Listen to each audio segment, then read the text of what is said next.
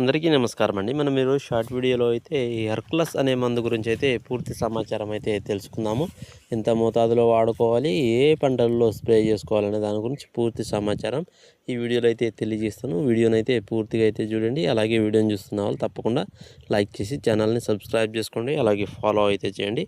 So వీడియోలోకి వెళ్ళినట్లయితే మనకు హెర్కులస్ అనే ప్రోడక్ట్ని అయితే మనకు ఐఎల్ఎల్ ట్రాక్టర్ బ్రాండ్ వాళ్ళు అయితే మనకు అందజేయడం జరుగుతుందండి.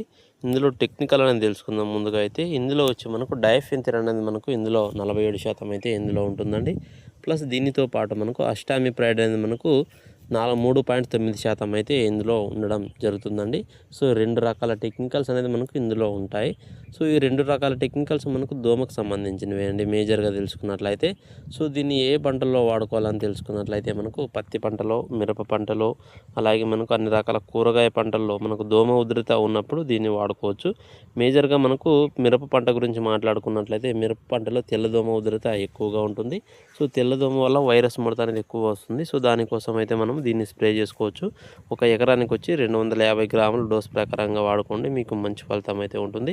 తెల్లదోమ, పచ్చదోమ అనేది అరికడుతుంది. అలాగే మిరప పంటలో వచ్చి వైరస్ను కూడా అరికట్టే విధంగా అయితే ఇది దోహదపడుతుందండి. సో హెర్కులస్ అనేది పత్తి పంటలోను, మిరప పంటల్లో స్ప్రేయింగ్ చేసుకోవచ్చు. వీడియోని చూస్తున్న వాళ్ళు లైక్ చేయండి. ఛానల్ని సబ్స్క్రైబ్ చేసుకోండి. ఫాలో